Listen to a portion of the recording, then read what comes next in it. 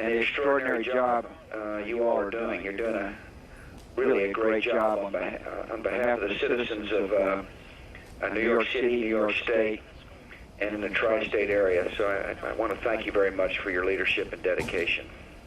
Thank you, Mr. President.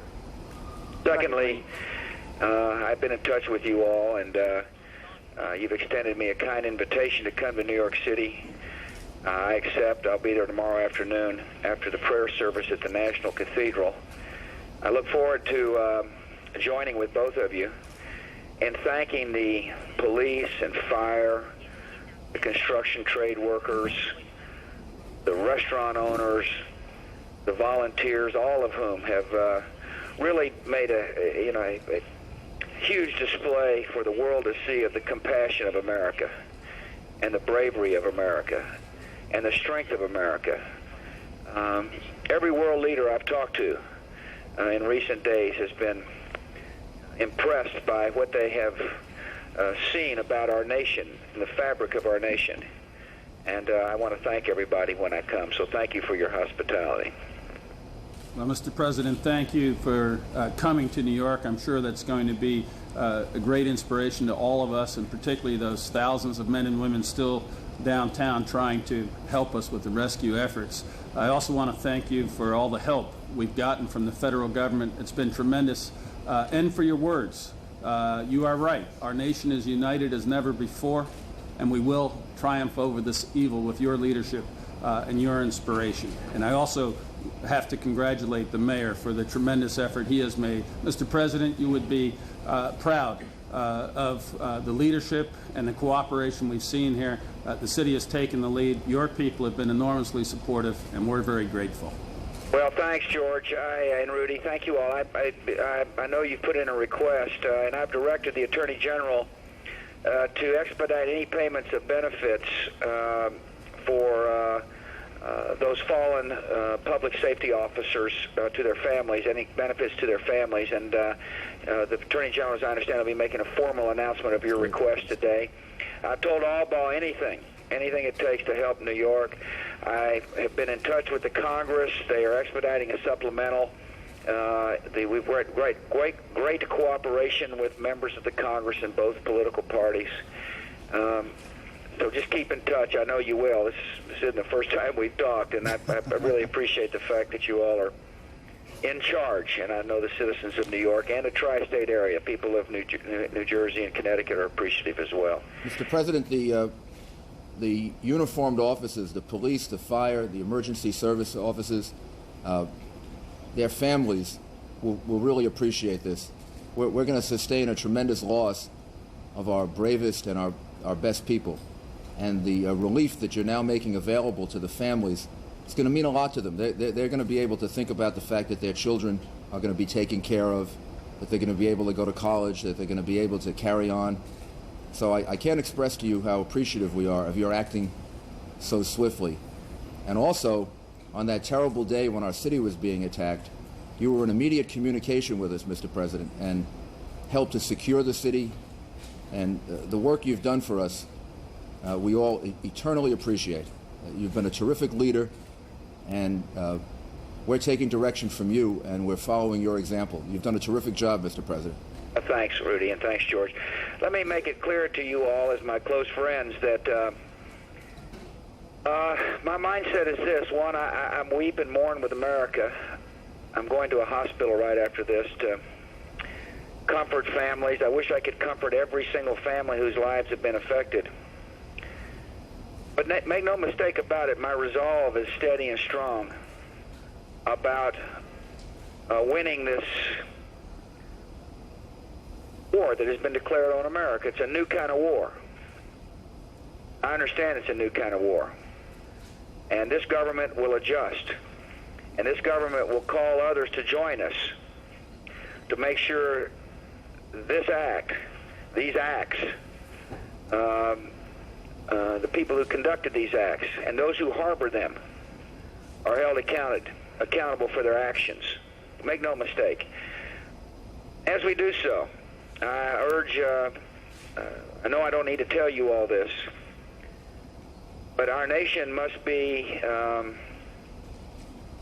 mindful that there are thousands of Arab Americans who live in New York City, love their flag just as much as the three of us do. Let's be mindful that as we seek to win the war, that we treat Arab Americans and Muslims with the respect they deserve. I know that is your attitudes as well, certainly the attitude of this government, that we should not hold one who is a Muslim responsible for an act of terror. We will hold those who are responsible for the terrorist acts accountable and those who harbor them. You'll see, and I look forward to visiting with you in person tomorrow, about the resolve of this government. And so I thank you very much for your leadership on the ground. I wish I was visiting under better circumstances, but it will be a chance for all three of us to thank and hug and cry with the citizens of your good area. Thank you very much, Mr. President. We really appreciate this very much. Mr. President, we're looking forward to your visit. It will inspire us all, and we will be with you when the United States takes firm and appropriate action to those who conducted this evil. Tomorrow. Thank you. Thank you, Mr. President. All right, you've just been able to hear the president talking to the two bloc leaders of New York, Governor Pataki, Rudy Giuliani, the president announcing, in fact, that after attending a prayer service at the National Cathedral tomorrow, he will head on to New York, where he plans to work, or actually try to make contact with the hundreds of rescue workers on duty. Here's the president again. Yes, I would. If a family member asked whether they should fly, I'd say yes. Mr. President, how close are you, sir, to finding out, to nailing down who is responsible for these acts, and what kind of international coalition are you trying to build? Is it similar to the one your father built for the Persian Gulf War? I am. First, let me condition the press this way. Any sources and methods of intelligence will remain guarded in secret. My administration will not talk about how we gather intelligence, if we gather intelligence, and what the intelligence says. That's for the protection of the American people. It is important as we battle this enemy, we conduct ourselves that way. Secondly, I've been on the phone this morning, just like I was yesterday, and will be on this afternoon on the phone with leaders from around the world who express their solidarity with this nation's intention to rout out and to whip terrorism. They understand, fully understand, that that an act of war was declared on the United States of America. They understand as well that that act could have easily been declared on them. These people can't stand freedom. They hate our values. They hate what America stands for. Many of the leaders understand it could have easily have happened to them. Secondly, they understand that unlike previous war, this enemy likes to hide. They heard my call loud and clear to those who feel like they can provide safe harbor for the terrorists, that we will hold them responsible as well. And they join me in understanding not only the concept of the enemy, that the enemy is a different type of enemy. They join me also in solidarity about holding those who fund them, who harbor them, who encourage them responsible for their activities. I'm pleased with the outpouring of support. Jiang Zemin, Vladimir Putin, had a great visit this morning with His Royal Highness Prince Abdullah of Saudi Arabia. I will continue to stay on the phone. And there is universal support for the American people, sadness in their voice, but understanding that we have just seen the first war of the 21st century. And there's universal approval of the statements I have made, and I am confident there will be universal approval of the actions this government takes. Yeah, Stretch. Mr. President, if this is a different kind of war, it might require perhaps a different kind of coalition. Many people believe that for a real war on terrorism to work, you'll need cooperation from governments that haven't necessarily done so in the past, specifically Pakistan and Afghanistan. Have you made any progress on that front? I would refer you to the statements that the Pakistani leader gave about his, I don't have the exact words in front of me, but his willingness to work with the United States, and I appreciated that statement. And now we'll just find out what that means, won't we?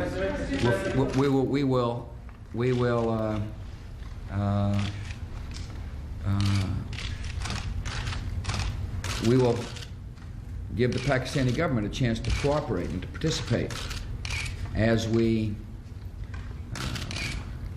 hunt down those people who committed this unbelievable, despicable act on America.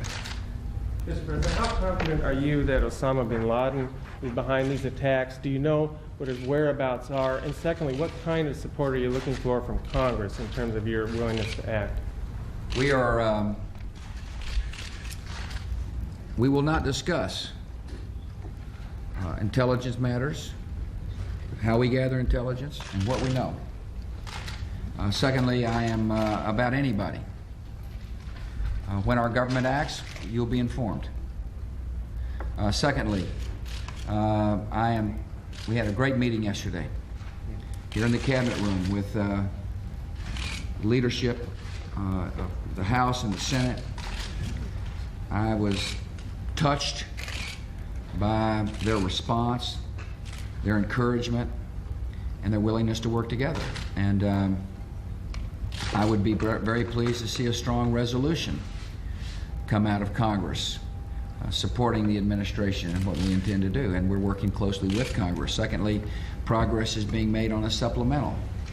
I thought that was very swift action, and I'm most appreciative again of Senator Daschle and Representative Gephardt, as well as my Republican colleagues, for really showing solidarity again and uniting the nation. Now's the time for the country to be united. And,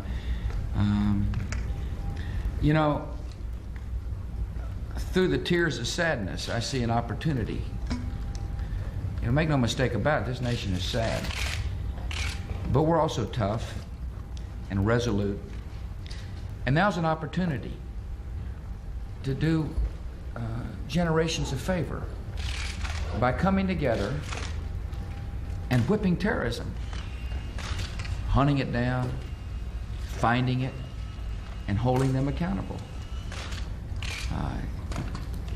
The nation must understand this is now the focus of my administration. We will be very much engaged in domestic policy, of course. I look forward to working with Congress on a variety of issues.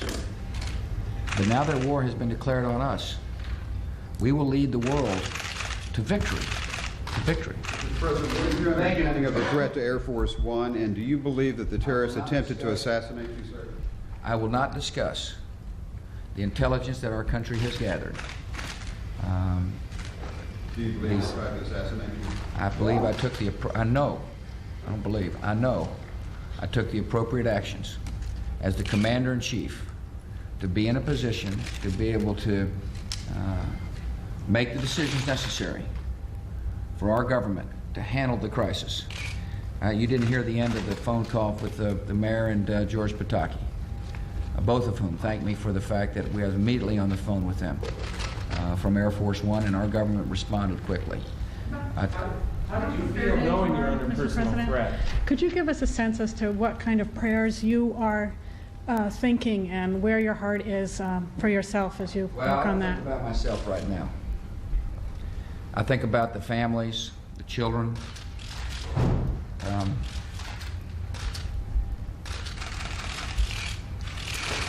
I'm a loving guy, and I'm also someone, however, who's got a job to do, and I intend to do it. And this is a terrible moment, but this country will not relent until we have saved ourselves and others from the terrible tragedy that came upon America. Thank you. Thank you. A very emotional President Bush addressing reporters there. We just saw a number of live events with the president. He was talking to reporters just after he had a conference call with Mayor Giuliani and Governor Pataki, both of New York City and of the state of New York. The president, before getting what appeared to be very choked up, repeating a lot of statements that he said over the last couple days, once again reiterating that he considers this an act of war, this act on America, saying there is no safe harbor for the terrorists who have carried this out, nor no safe harbor for the countries that could be supporting or harboring the terrorists. And he talked of support coming from other countries around the world, mentioning Russia, Saudi Arabia, and also, I think, making allusion to Jordan as well. Let's bring in our Kelly Wallace, who we were talking with before we went ahead and listened to this conference call, and also we're listening to the talk with reporters. Kelly, question for you. One of the reporters was asking a lot about the Pakistani government and the level of support. If our viewers were with us earlier today, you saw leaders of Pakistan come out and hold a news conference and make a statement. Why is there a question at this point how much support the government of Pakistan is offering, and why is it important to America to have that support? Well, it's important, Darren, because Pakistan, and then it's just the United Arab Emirates and also Saudi Arabia, only the three countries that recognize the Taliban as the ruling government of Afghanistan. Pakistan viewed as really the closest ally to Afghanistan, and obviously the president in that news conference saying that he will not talk about any intelligence matters, will not talk about the investigation. Privately, though, U.S. officials saying that the evidence is definitely starting to point to the network of Osama bin Laden. Osama bin Laden is believed to be in Afghanistan, and it is believed that the Taliban has been providing Osama bin Laden safe haven. So when you have Pakistan, General Musharraf, the military ruler of Pakistan, coming out, making a statement saying that Pakistan stands united with the U.S. government in combating terrorism, if that is true, and as you heard the president, he obviously seemed gratified by that statement, although a little skeptical, of course, wanting to see exactly what the general means by what he says. But if that is true, and if the Pakistani government will stand with the U.S. and this sort of international coalition that this White House is trying to build, that would be significant because, again, a lot of ifs here, Darren, but if it is determined that the network of Osama bin Laden is involved, if it is determined that the Taliban has been providing safe haven to Osama bin Laden, then certainly Afghanistan more isolated than before if the Pakistanis step with the U.S. and the world community and not with Afghanistan. And Kelly, it sounds like the president once again stating what he's been saying all along to the world, to the countries of the world, either you're with the U.S. or you're against the U.S., and if you're against the U.S., well, good luck to you. Exactly, Darren. You know, we have been talking about sort of the U.S. really trying to build this international coalition. You heard the president. He said this is an act of war that has been declared on the U.S. He called this the first war of the 21st century, and he said he is fully confident, based on his conversations, as you noted, with the leaders of Russia and China and Europe and Canada. He is fully confident, he said, that there will be universal support for any action the U.S. takes. But he also said, Darren, you saw that, he said through this time of great sadness, and he said no doubt this nation is tremendously saddened.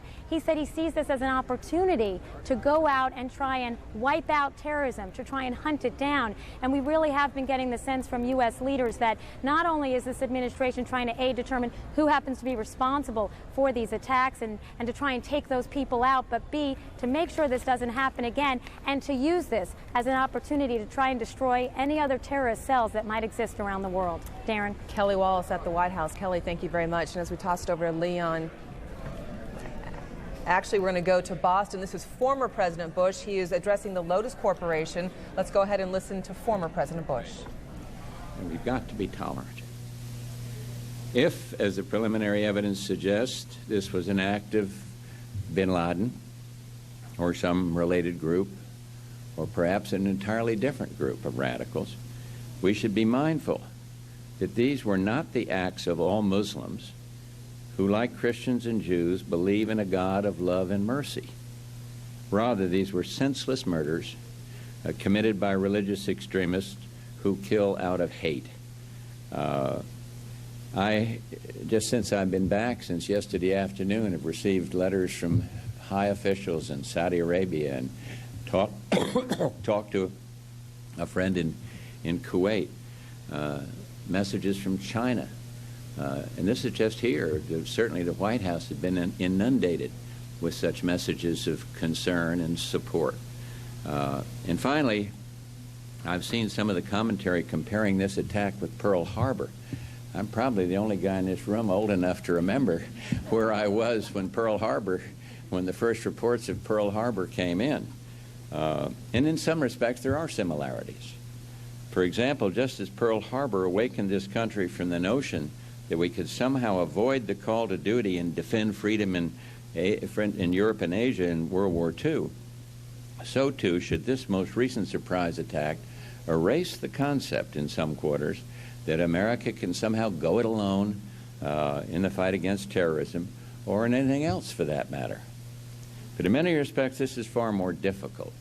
It is far more difficult to fight an enemy who refuses to show his face.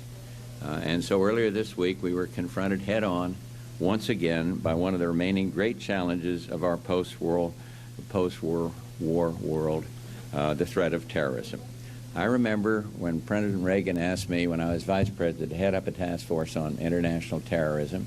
We made some good recommendations, but clearly those recommendations couldn't solve the problems that our president and our country face today.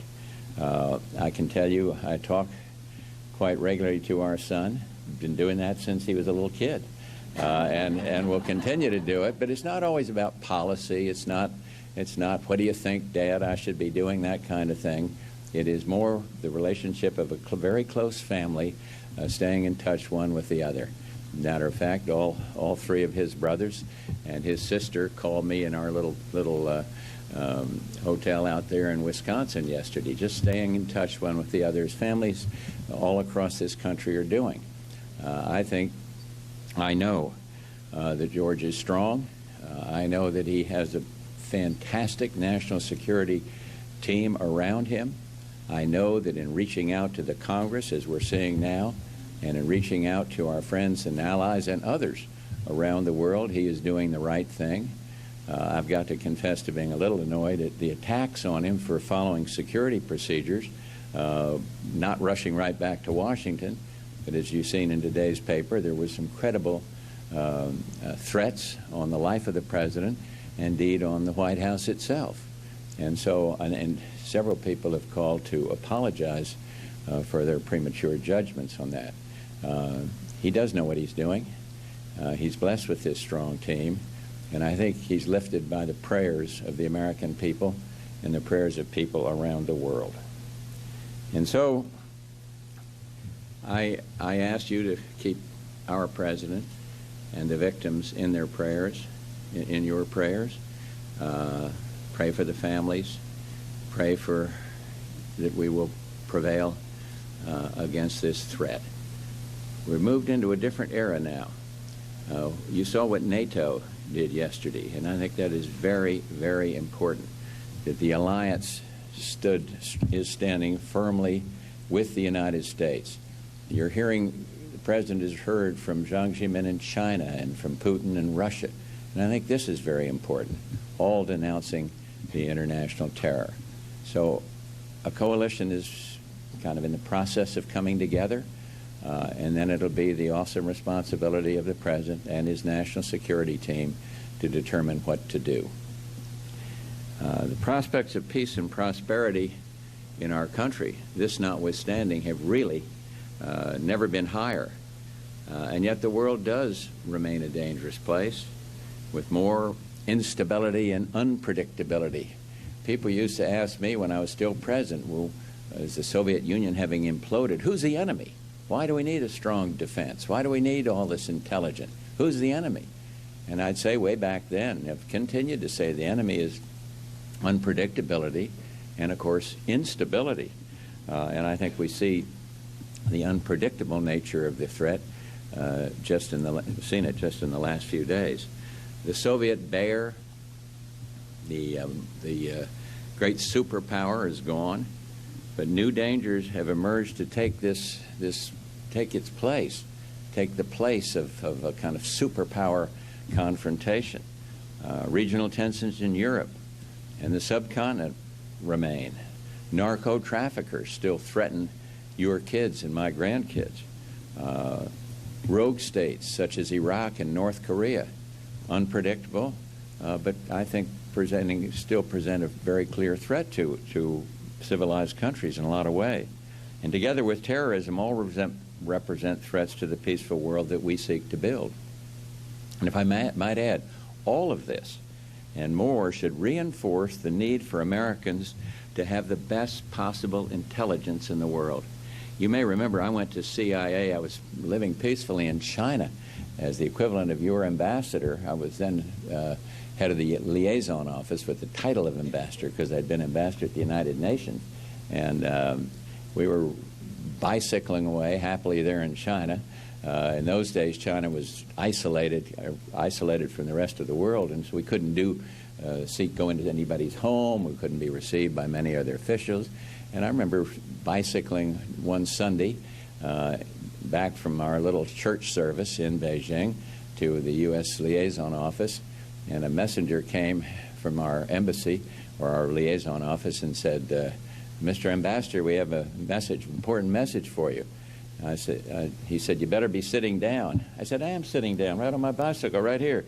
He said, no, this is important. So anyway, it was a request from President Ford that I come back to head the CIA.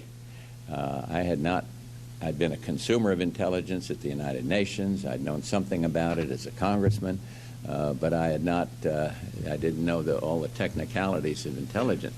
But I went to CIA at a time when CIA had been criticized properly for some things, but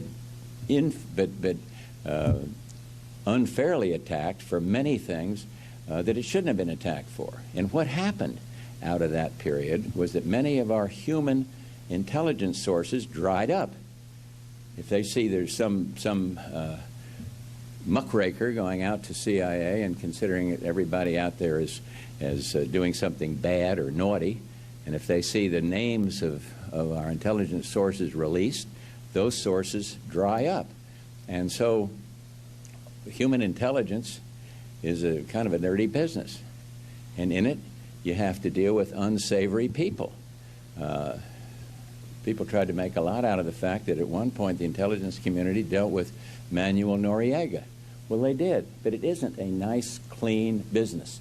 And if you're going to infiltrate some cell somewhere, or a terrorist cell, you have to deal with people that are willing to betray their country, people that are willing to betray their friends, people that want money or other things.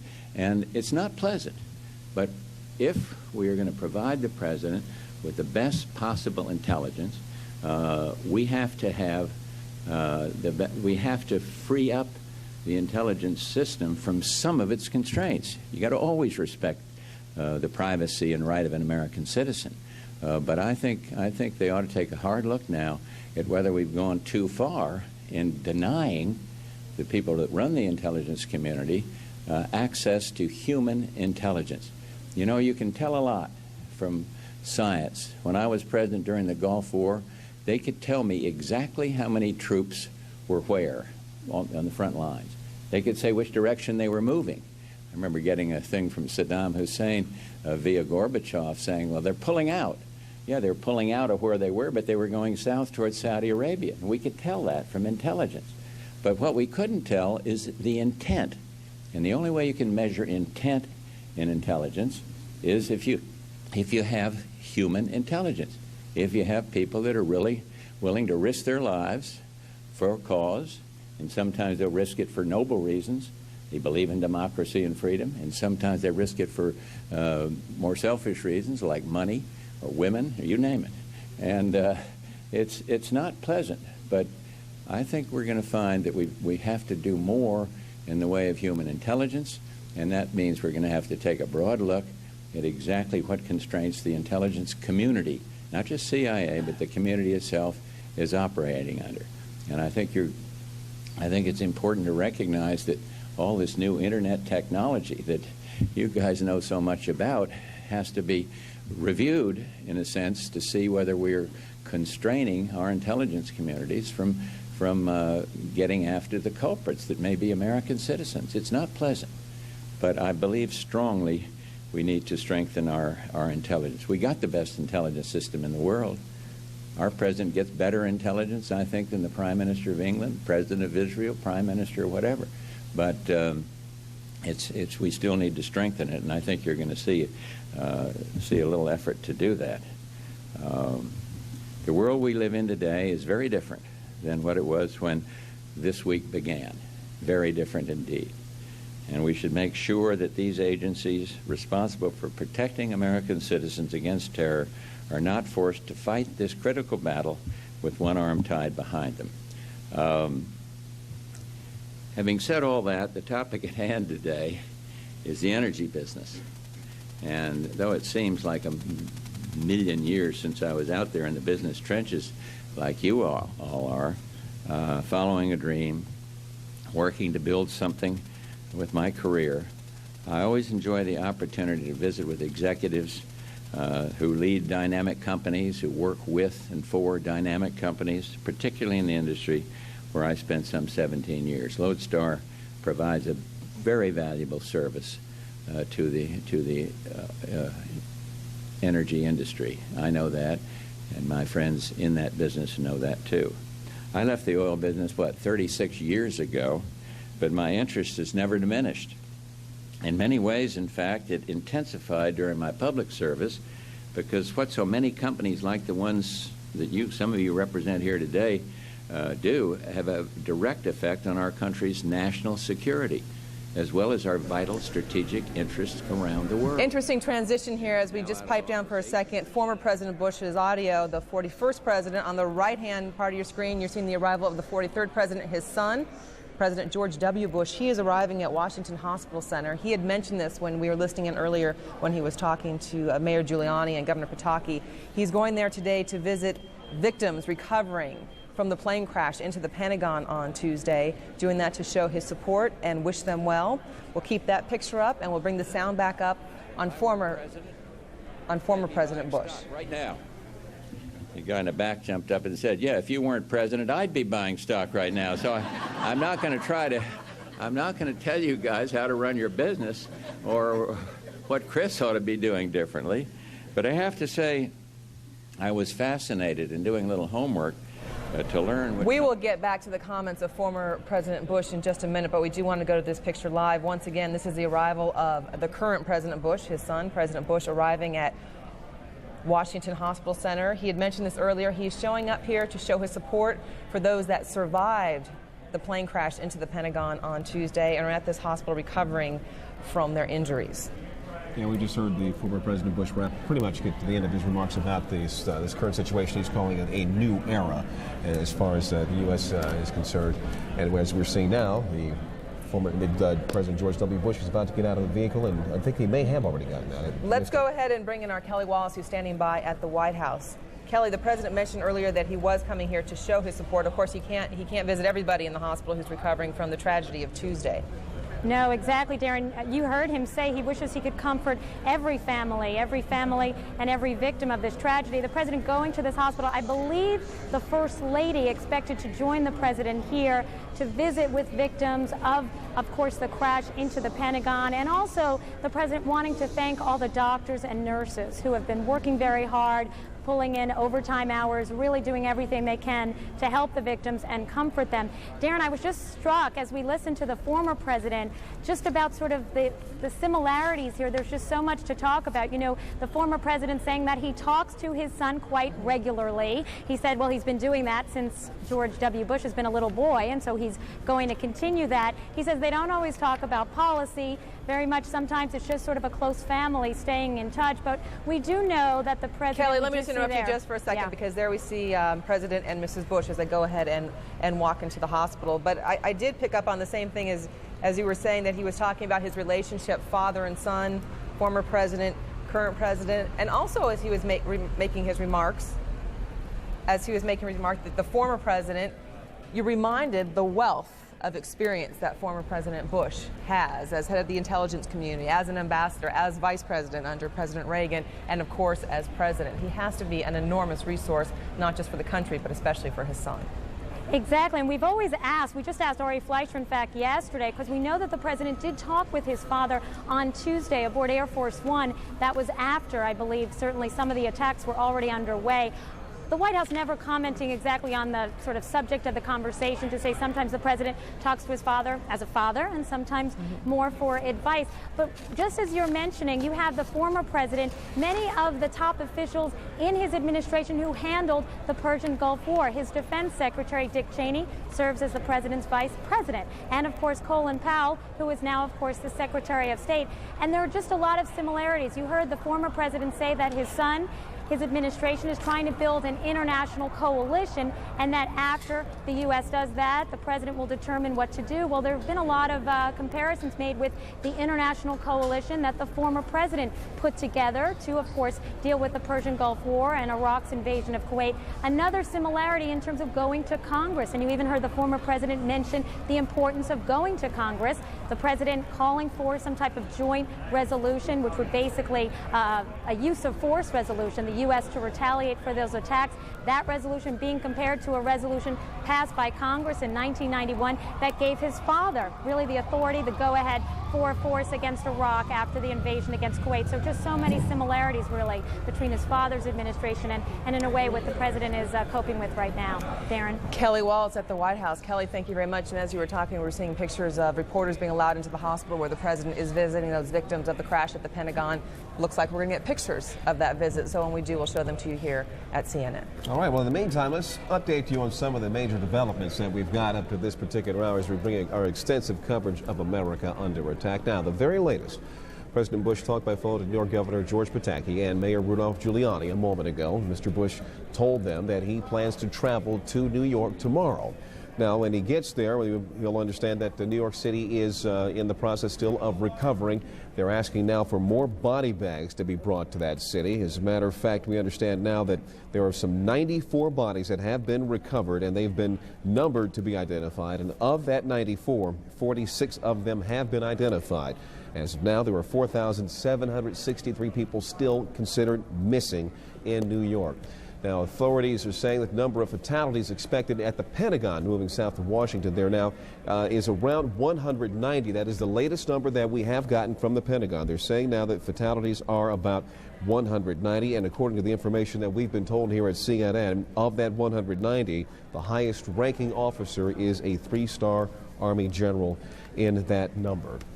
Now, some of the suspected hijackers' identities are now being revealed, along with where they may have gotten their aircraft training. And before we move on, I want to also advise folks about this one other note. Just as of 37 minutes ago, Transportation Secretary Norman Mineta announced that the airspace has been reopened. We understand now there is a website that you can go to check and see if your plane, if your airport rather, has been opened. That is fly.faa.gov.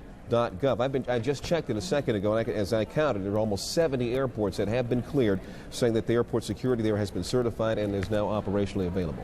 Right, and once again, that website, fly.faa.gov, very important to remember the dot between the fly and the FAA. That's one thing. There's a look at it right there, and we'll keep track of that as well. We also have people stationed at airports throughout the country. We're watching it for you as well. The airspace is reopening, as Leon mentioned, as we heard the Transportation Secretary mention earlier. This is a slow process, folks. It is not going to be at full speed. Let's take a look at airports around the country. LaGuardia was one of the first ones to open. We've been hearing different reports that it was open, then it wasn't open. So once again, before you head down to LaGuardia or any other airport, you want to go ahead and call ahead or check a website. Let's check the middle of the country. Detroit Metropolitan Airport is one of the many airports that has received approval of its stepped-up security. The FAA's new restrictions apply not only to airports, but also to airlines and to passengers. It is going to be a new way to travel. LaGuardia, I just checked. LaGuardia is on the fly.faa.gov list as being open right now. As open, okay. All right. New York City took a double hit in Tuesday's horrific attacks. You know that by now. But looking there now, we see rescuers digging round the clock through the mounds of steel and concrete that were once the 110-story twin World Trade Center towers. The rescuers are searching now for survivors. And in many cases, they're finding only body parts. New York's mayor says 4,763 people have been reported missing, and thousands of body bags have been made available. Attorney General John Ashcroft says the hijackers who steered the planes into the World Trade Center and the Pentagon had been trained as pilots in the U.S. and had significant ground support. We were talking about the Pentagon. A live picture now right at the crash site where that plane plowed in to the center of the military. We were just talking about that because President Bush paying a visit to many of the victims that were injured in that crash. As Leon was mentioning, authorities expect the number of fatalities right now, their current number, to be around 190. That includes those killed aboard the jetliner that slammed into the building on Tuesday. The bodies of the Pentagon will be taken to Dover Air Force Base in Delaware. The remains are expected to begin arriving at Dover sometime this afternoon. Meanwhile, the Pentagon is open and they've asked employees to report for work there. And as Leon also mentioned, so far the highest ranking officer that we have heard of so far that has lost his life, a 3-star general, although we do not have an identification on that general yet. Army general, we do know general, that much, yeah. Yes. Now, a candlelight vigil was held last night in Washington as people there and across the country mourn those killed at the World Trade Center, the Pentagon, and that plane crash in Pennsylvania as well. Let's not forget that scene. For many New Yorkers, the grief and the shock is incomprehensible. Hundreds of New Yorkers turned out for a vigil last night. Such memorials were also held in towns and cities from coast to coast across the country. From Washington, D.C., we want to go to the other side, of course, that we've been covering in this, New York City. Our Paula Zahn and Aaron Brown standing by there. They're actually on the street. A building here in Midtown Manhattan has been evacuated because of what's being described as an unspecified bomb threat. I can tell you, because I just by happenstance happened to be in that building, that the evacuation itself was extremely orderly. People certainly were afraid. There was some crying going on. People in the city are tense because of what's gone on since Tuesday, but the evacuation itself moved very slowly, very carefully, and very thoughtfully. Police are working the building to try and find out if there's anything to this threat at all, but this building has been evacuated. We went through a very similar thing, Paula, when you and I were on the air last night, when Penn Plaza was evacuated in roughly the same area. And it's interesting, I was on the air when this evacuation came down. Governor Pataki and Mayor Giuliani were just wrapping up their news conference, and we got a signal from a producer who came out to the platform and says, you guys got to shut this down now. The immediate response of most of us trying to get, I've been in this building for 3 days. I needed help finding the stairwell. We all got on our cell phones, and I think we had the same response that many of the folks did in the World Trade Center. You want to establish contact with your family, which I did. I called my husband, let him know what floor we were on, and I would describe it as just as orderly as you did. Unfortunately, as you reported last night at 10:15, this may become a way of life of these bomb threats that are not credible. In 5 minutes, I will tell you, 5 minutes before we were evacuated, I had just reported that LaGuardia International Airport had been evacuated. Now, I don't know what has transpired in the 20 minutes since we left the set, if there was a credible bomb threat there or not. In any case, the building has been evacuated. Everything's fine. Police are working the problem. There were two, I'm just being told this, so bear with me, you guys, 2 phone calls to 2 separate firms. And the building made a decision to evacuate, and nobody's quarreling with that decision. Not in this city, not these days, not given what has happened. Back to you guys. All right, thank you very much, Aaron and Paula. I don't think they can hear us while they're on the street there, but I do want to say, most important, to be safe and, of course, follow any directions as we try to get through this. Aaron Brown and Paula Zahn. Paula also mentioned that she had heard that LaGuardia was shut down. The latest information we're getting is that LaGuardia is operational. But once again, we encourage you either to call ahead to the airline or check on the internet before you head down to the airport. And when you do, of course, patience is a key. Yeah, Leon. And that's just what we did, check the internet. The FAA has set up a website for those of you who are concerned about the airport that you need to be going to or getting away from. The website is, the address is www.fly.faa.gov. Now, I've just checked that website, and I just noticed that Dallas-Fort Worth DFW is not on the list. We have our Ed Lavandera standing by there now live. Let's go check in with him. Ed, what are you seeing and hearing there? Well, Leon, just about an hour ago, we spoke with officials here at DFW Airport, and they had told us that the FAA had certified all of the security arrangements that they've made over the last 48 hours. We were told by the airport here that we can expect flights to start resuming later on this afternoon. You can see here at one of the terminals at American Airlines. Of course, American Airlines corporate headquarters are located here in the Dallas-Fort Worth area. A lot of folks here are starting to make their arrangements to try to get to their destinations. A lot of people who were and en route had to stop here. Some 900 passengers, we understand, were put up in accommodations here in the Dallas-Fort Worth area. But as far as we understand, DFW airport officials anticipating about 30 flights to arrive around the 1 o'clock hour. And from there, they're also anticipating for flights to start taking off from here later on this afternoon. But all of that hinges as well on the airports that these planes will be flying to, depending on what the security situations are at all of those airports. Of course, they have to be able to fly from one secure airport to another, and all of these airports have to be certified by the FAA, and that's what we're being told here in the Dallas-Fort Worth area. We've got one passenger here that we've been speaking to with this morning, Hovev Iran, and he lives in Israel, got stuck here in Dallas here on business. You're trying to get home. What kind of obstacles are you running into? What are your plans? The obstacles, first of all, with the 2 days, the desperate thing to try to arrange flights from my hotel, which was impossible. So I came over here. And over here, I gave, together with the American airline agent, we tried to find all the options going through Europe, Mexico, Canada, and.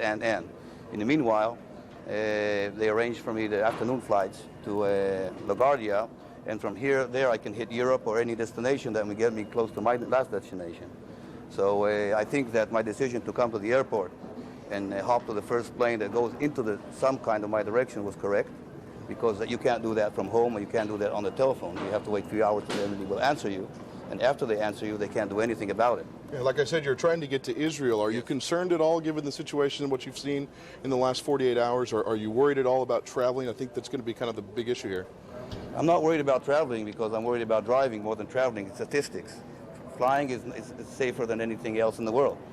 And of course, it was a big trauma here, but if you look in the reality, driving to the airport is more dangerous. So I don't think people should be afraid of flying. Yeah, but it's more scary because it's flying and in the air, and it's movies and it's drama. But I think that's one of the safest places that you can be is in the airplanes, still. When you heard what happened on Tuesday, what went through your mind? It was, there's no words. It's a shock. It's hard to understand it. I don't think that anybody still understands it. It'll take time to understand the issue. All right, thank you very much. We got to toss it back to Atlanta. Leon, back to you. All right, thank you very much. Ed Lavandera in Dallas. We'll get back to you later on. Go over to you, Darren. Yeah, we want to take our viewers live to Shanksville, Pennsylvania. Our Brian Cabell is standing by. This, of course, is the site where United Airlines Flight 93 crashed on its way from Newark to San Francisco, crashed on Tuesday. And I understand in this investigation there's some breaking news. Brian, what can you tell us? Well, Darren, in the last hour or so, the FBI and the state police here have confirmed that they have cordoned off a second area about 6 to 8 miles away from the crater here where this plane went down. This is apparently another debris site, which raises a number of questions. Why would debris from the plane, and they identified it specifically as being from this plane, why would debris be located 6 miles away? Could it have blown that far away? Seems highly unlikely. Almost all the debris found at this site is within 100 yards, 200 yards away, so it raises some questions. We don't want to over-speculate, of course, but there were some cell phone callers, one cell phone caller in particular, who said he saw a bomb or something that looked like a bomb with one of the hijackers also. The man who took over the plane apparently announced that at one point there was a bomb on board the plane. So again, we don't want to speculate, we don't want to jump to conclusions, but what we do know is that there is a site about a half mile behind me where the plane went down, where most of the debris is, and then about 6 miles away up by a lake, there is another area that's been cordoned off, and state police and the FBI have said definitely there is debris from the plane located there. We have a crew on the way right now. We should have pictures of that a little bit later on. In the meantime, the search here goes on. 80 searchers going foot by foot, combing the area, looking for evidence. They have not yet found the black box. Darren? Which was my first question, so I'll move on to my next one, Brian. We don't want to speculate about this large debris field, but it seems to me from covering a number of plane crashes on the scene that, if nothing else, you can say this is not typical for a plane crash to be spread across an area this large. It certainly doesn't make sense, because most of the debris has been found in a very compact area, within 100 yards, 200 yards, maybe a little beyond that. And then all of a sudden they're telling us 6 miles away they have another concentration of debris. They say it's very small pieces. Most of these are very small pieces. Most of the pieces here are no bigger than the size of a briefcase, they say, and the pieces 6 miles away, maybe even smaller than that. They have talked to a number of individuals here. They say they have talked to people who saw this plane during the final moments. They haven't confirmed whether they talked to anybody who saw this plane actually land, or crash rather. And as to whether it broke up On the way, we don't know that. FBI is being very tight-lipped about that. But again, it leads to that possibility. It certainly leads to a number of questions. You mentioned they have yet to find the black box. It would seem to me, when you compare the 4 plane crashes of Tuesday, this would be the site where they would be most likely to find a black box. That's what they told us initially, and I think they're somewhat disappointed they haven't found it. It's been 48 hours, but they are still hopeful they will find it. There is a pond nearby this particular site. They may have to send divers into the pond. They haven't done that yet, but conceivably it could be in the pond. It could be anywhere. It could be at this other debris site. They've also found some other debris scattered around this area. They say, in fact, some individuals have been collecting it. Again, we're talking about very, very tiny parts. The biggest part they found at this site is an engine part, and most of the other pieces are probably no bigger than this particular notebook. So again, very small pieces. They had hoped to find the black box by now. They're still voicing optimism they will find it. It's not an assignment I would wish on anybody, but I would say that you would have to have an assignment like that to appreciate what that looks like when a plane comes crashing into the ground and basically just drops out of the sky. Brian Cabell in Shanksville, Pennsylvania, thank you very much. Also a note from yesterday when we were listening into an FBI news conference, they were saying they expect this search just at this site to take about 3 to 5 weeks. So they're going to be very deliberate and look for every possible piece of evidence. Brian, thank you very much. Leon. Well, in the meantime, the country and the air industry in particular is trying to at least get somewhat back to normal. It's been some 51 minutes now since airports around, certain airports around the country that have met certain security guidelines have been cleared to begin operations again. One of the busiest in the world is Atlanta's Hartsfield International Airport, and we would assume that that airport would be among the first to begin the process of getting back online. Let's check in now with our Bonnie Anderson, who's standing by there at Hartsfield. Bonnie? Well, Hartsfield is officially open. Earlier today, the officials removed tape that was across the fronts of the doors. They notified their concessionaires and they alerted all of the airlines. We're going to try to show you some pictures now of planes on the tarmac if we can. First flight out will be, in about 5-10 minutes. It's a South African Airways flight to South Africa. Delta, which is headquartered here and the largest carrier at this airport, is first expecting to bring in planes that were diverted to Canada. They then plan to reposition aircraft across the nation and then begin limited flights later this afternoon. We're told Continental and American, however, will not have any service out of Atlanta, but those things can change. Joining me now is the airport's general manager, Ben DaCosta. Given the fact that there's still some uncertainty in which planes and which airlines will be flying, what would you tell passengers to do? The most important thing for passengers to do is to call their airlines and confirm that their flight is flying. Many of the airlines that would be scheduled will not fly today. And so the ramp up nationwide will have limited flights. And in terms of what they will need to get out on the concourse, they must have a confirmed ticket, correct? We want passengers to call their airlines. Many of them will have e-tickets. When you get to the airport, we'll discover there's no curbside check-in, and they'll have to go to the ticket counters in order to get a boarding pass in order to get through checkpoint security. So no one without a boarding pass will be allowed out. Family members can't go out on the concourse. With the one exception, if you have a child that is flying alone, one parent can accompany the child to the gate area. Now, you have said that you don't want to talk about any specifics about security here. We do know that Hartsfield has always had a very multi-layered system, especially following the Olympics. Is it fair to say, though, that the new precautions have been taken? We have spent the last 2 days making sure that we are completely secure and safe and have implemented every one of the FAA's instructions. Well, thank you very much for joining us. So within about 5-10 minutes, the first flight out of Hartsfield should be taking to the air. No word, though, it's a little bit uncertain yet how long it will take for all of the airlines here to get back to absolute full operation. I'm Bonnie Anderson, CNN, reporting live from Atlanta. All right, thank you very much, Bonnie Anderson. Now, let's go up to New York. CNN's Michael Oku has been spending quite a bit of time out there this morning, out in the streets, and has been showing us some incredible pictures there, which give you a very, very good idea of the kind of heat, the kind of devastation that blasted through that area. Michael?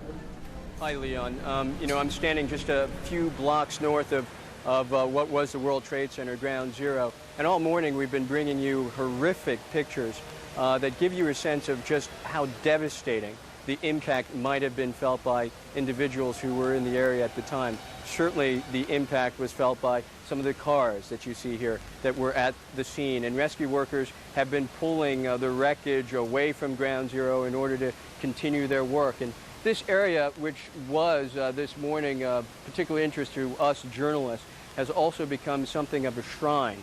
A woman who has spent many years here, she's been a resident since 1976, came out this morning with a handful of flowers, and she distributed them on top of each one of these cars. You can see how devastating the impact was.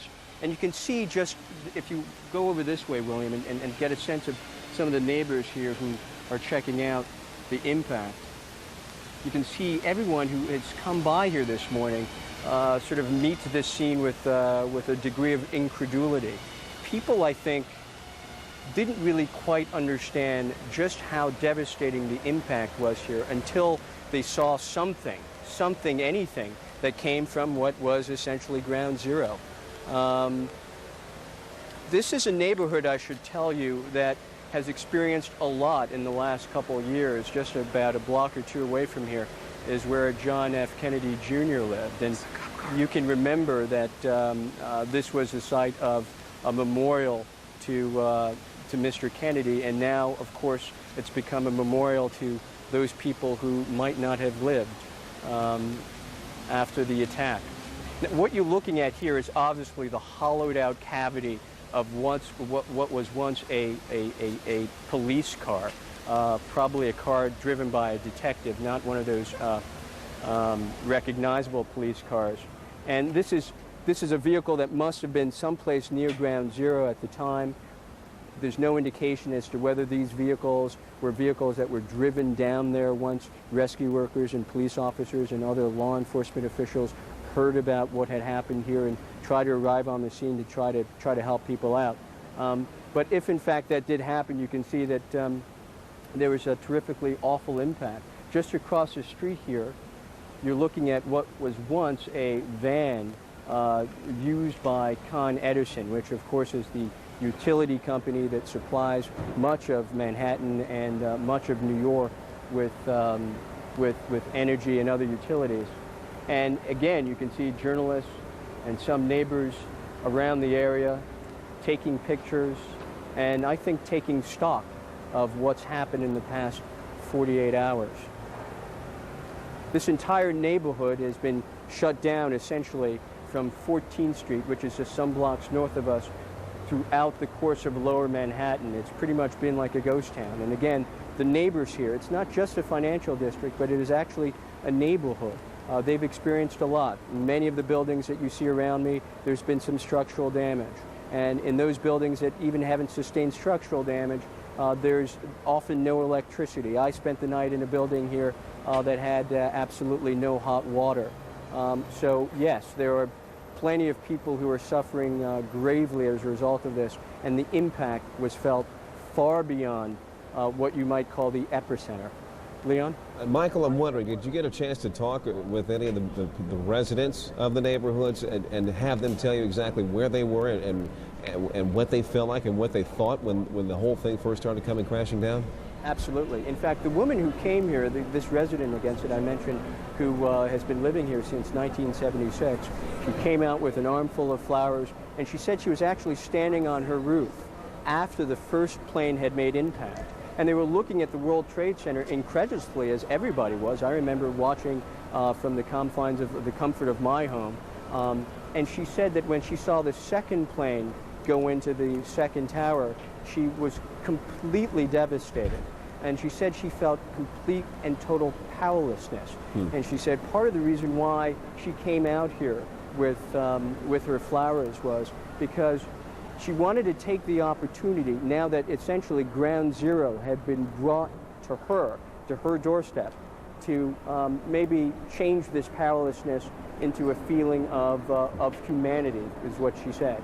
I want to take this powerlessness and remind ourselves that we are actually human. Michael, one final question, if I can quickly. I notice you're not wearing the mask now.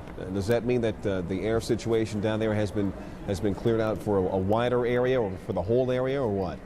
Well, I should tell you, I don't know whether it's that smart of me not to wear the mask. As soon as we get off the air, I'm going to put the mask back on. I haven't talked to any local officials here to find out exactly whether the levels in the air are safer than they were before. But the fact is that after a while, it does feel a lot more comfortable here. Earlier this morning, when we saw great dark plumes of smoke emanating from the hot center that you can see just south of us, you could